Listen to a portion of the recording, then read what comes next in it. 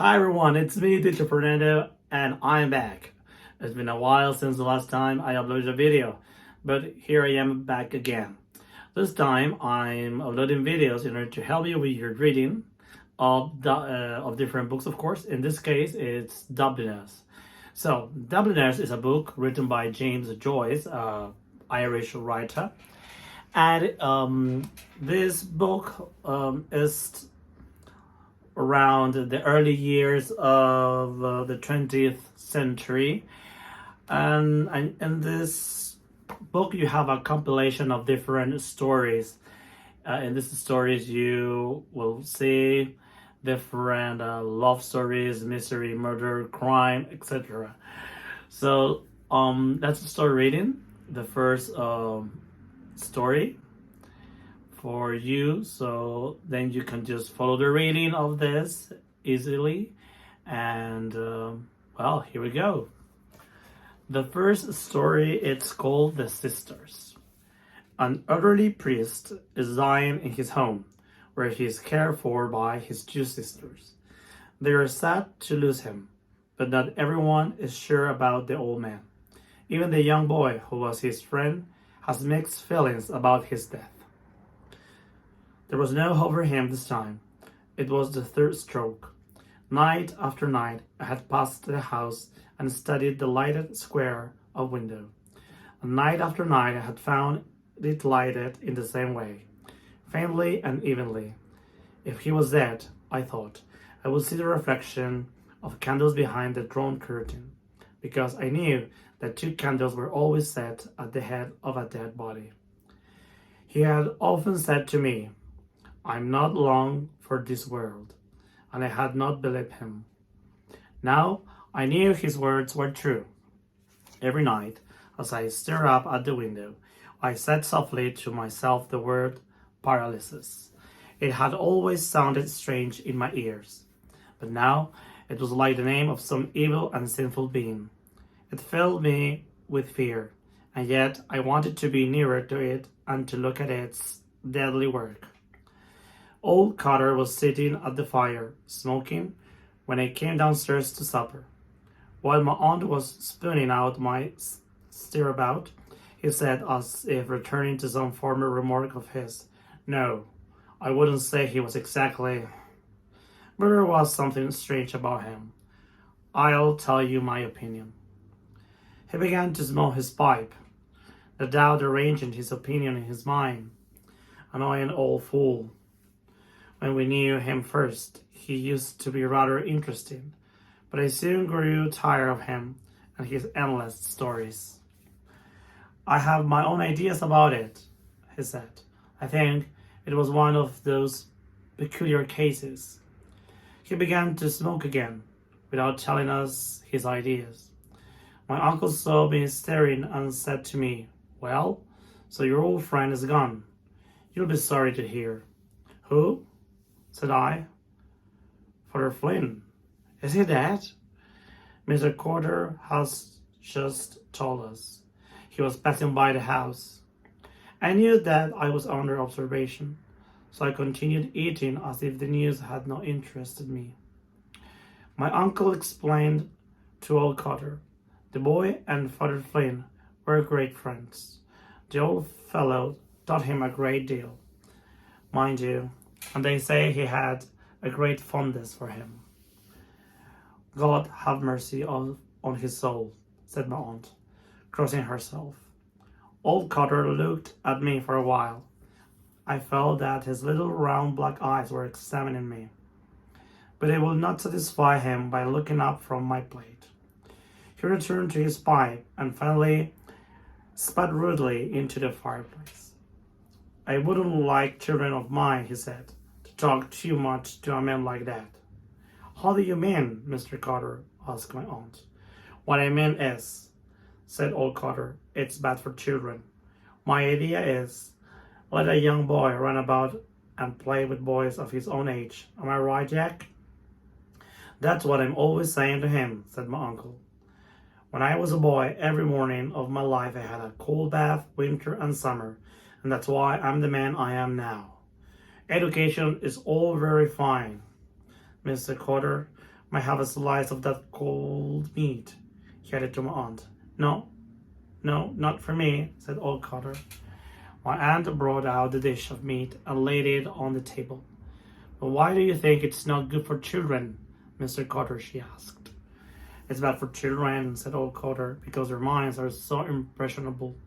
When children see things like that, it has an effect. I filled my mouth with stirabout because I was frightened I might express my anger. Stupid old red-nosed fool. It was late when I fell asleep, though I was angry with old Cotter for referring to me as a child. The meaning of his unfinished sentences puzzled me. In the dark of my room, I imagined that I saw again the heavy gray face of the paralyzed man. I pulled the blankets over my head and tried to think of Christmas. But the gray face still followed me. It murmured, and I understood that it desired to confess something. I felt my soul moving away into some pleasant and sinful region, and there again I found Father Flynn's gray face waiting for me. It began to confess to me in a murmuring voice, and I wondered why it smiled continually. But then I remembered that it had died of paralysis, and I felt that I, too, was smiling weakly, as if I were the priest, listening to his confession and releasing him from his sin. The next morning, after breakfast, I went down to look at the modest little house in Great Britain Street. Today it was closed, and a black bow was tied to the door knocker with a card. I approached and read, July 1st, 1895. The Reverend James Flint, formerly of St. Catherine's Church, Meath Street, aged 65 years, rest in peace. The reading of the card persuaded me that he was dead, and I was disturbed to find myself unsure what to do. If he had not been dead, I would have gone into the little dark room at the back of the house to find him sitting in his armchair by the fire, wrapped up so tightly in his overcoat that he could hardly breathe. Perhaps my aunt would have given me a packet of snuff for him, and this present would have woken him from his bored, sleepy state. It was always I who emptied the packet into his black snuff-box, because his hands shook too much, even as he raised his large, trembling hand to his nose. Little clouds of snuff came through his fingers over the front of his coat. It may have been these constant showers of snuff which gave his ancient priestly clothes their green and faded look. The red handkerchief with which he tried to brush away the fallen snuff was no use at all, blackened as it always was with the snuff stains of a week. I wished to go in and look at him, but I had not the courage to knock. I walked away slowly along the sunny side of the street, reading the theatrical advertisements in the shop windows as I went. I found it strange that neither I nor the day seemed in a sorrowful mood. I felt annoyed at discovering in myself a feeling of freedom. It was as if I had been freed from something by Father Flint's death. I wondered at his, because as my uncle had said the night before, he had told me a great deal. He had studied in the Irish College in Rome and had taught me to speak Latin properly. He had told me stories about the early Christians and about Napoleon Bonaparte, and he had explained to me the meaning of the different ceremonies of the Mass. Sometimes he had amused himself by putting difficult questions to me, asking me what one should do in certain circumstances. His questions showed me how complicated and mysterious were certain things about the Church which I had always considered simple. The duties of the priest seemed so weighty to me that I wondered how anybody had ever found in himself the courage to carry them out. I was not surprised when he told me that priests had written enormous books in order to provide answers to all these difficult questions. Often, when I thought of this, I could make no answer, or only a very foolish and hesitant one. He used to smile and nod his head 2 or 3 times. Sometimes he had made me learn prayers by heart, and as I repeated them, he used to smile thoughtfully and nod his head, now and then pushing large quantities of snuff up his nose, first on the left side, then the right. When he smiled, he used to uncover his big, discolored teeth and let his tongue lie on his lower lip, a habit which had made me feel uneasy at the beginning of our friendship, before I knew him well. As I walked along in the sun, I remember all Carter's words and tried to remember what had happened afterwards in the dream. I remembered that I had noticed long curtains and a swinging, old-fashioned lamp. I felt that I had been very far away, in some land where the customs were strange. In Persia, I thought, but I could not remember the end of the dream. In the evening, my aunt took me with her to visit the house where Father Flynn lay. It was after sunset, but the windows of the houses that looked to the west reflected the deep gold of a great bank of clouds. Nanny received us in the hall, and my aunt shook hands with her.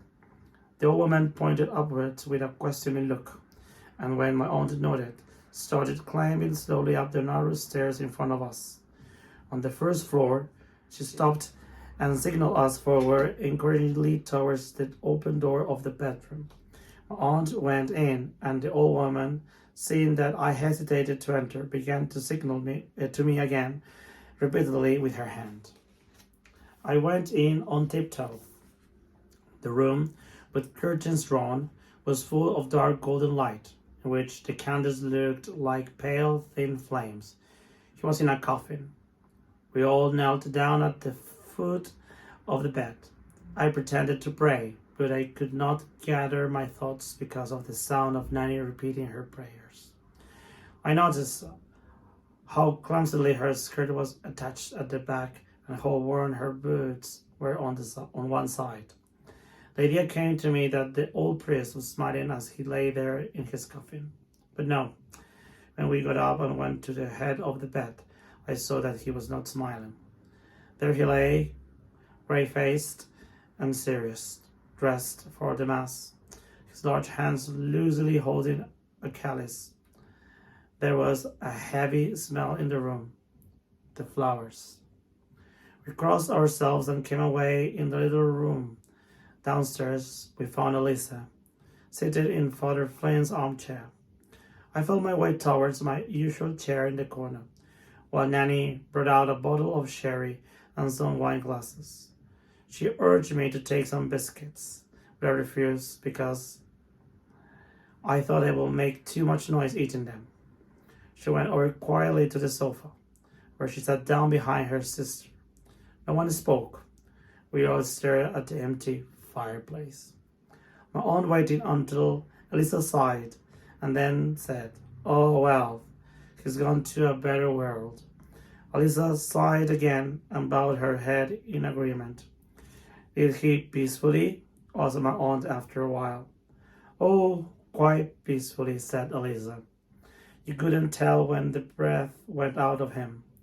He had a beautiful death. God be praised." "And everything?" "Father O'Rourke was with him on Tuesday and said the final prayers with him and everything." "He knew them?" "He was quite ready, quite calm." "He looks quite calm," said my aunt.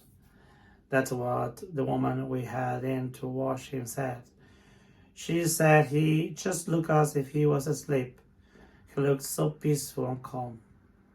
My aunt drank a little sherry from her glass and said, "Well, anyway, Miss Flynn, it must be a great comfort for you to know that you did all you could for him. You were both very kind to him, I must say." "Oh, poor James," said Elisa. "God knows we did all we could, as poor as we are. We wouldn't see him go without anything while he was living." Nanny had leaned her head against the sofa pillow and seemed about to fall asleep. "There is poor Nanny," said Elisa, looking at her. "She's worn out. All the work we had, she and me getting the woman to wash him and then dressing him and then the coffin and then arranging about the funeral mass. If it hadn't been for Father or the rookie, I don't know what we'd have done at all. It was him who brought us all the flowers and wrote out the notice for the newspaper and organized all poor James' papers." "Wasn't that good of him?" said my aunt. Lisa closed her eyes and shook her head slowly. "Oh, there's no friends like the old friends," she said. When all is said and done, no friends that anybody can trust." "Indeed, that's true," said my aunt. "And I'm sure now that he's gone to his everlasting reward, he won't forget you and all your kindness to him." "Oh, poor James," Elisa stopped and then said thoughtfully.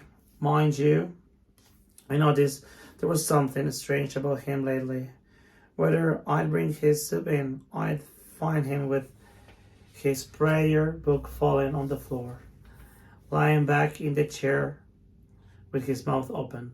But still, he kept on saying that before the summer was over, he'd go out for a drive one fine day to see the old house where we were all born, and take me and Nanny with him.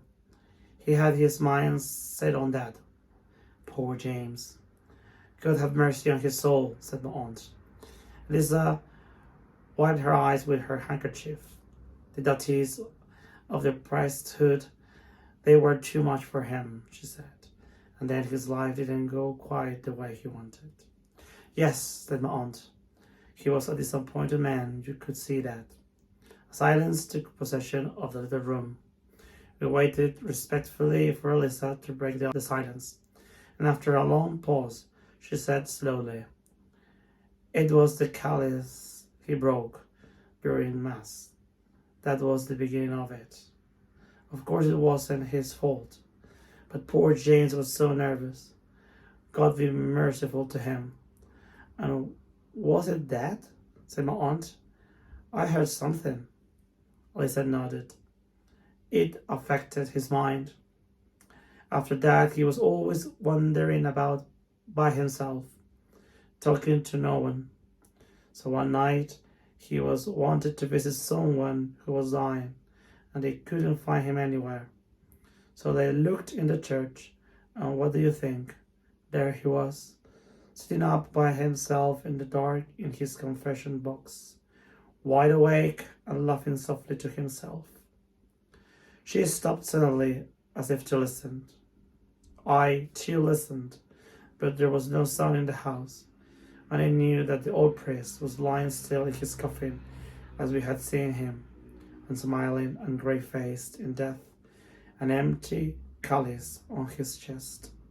Lisa went on, wide awake and laughing to himself. So then, of course, when they saw that made them think that there was something wrong with him. And that's the end of the first story of Dubliners. See you in another video in which I'm going to read the second story, which is Arabi. But this is all for now. And before we go, remember to subscribe to my channel, to give a thumbs up, and of course to write in the comment section. Bye bye, take care, and see you. This was Teacher Fernando.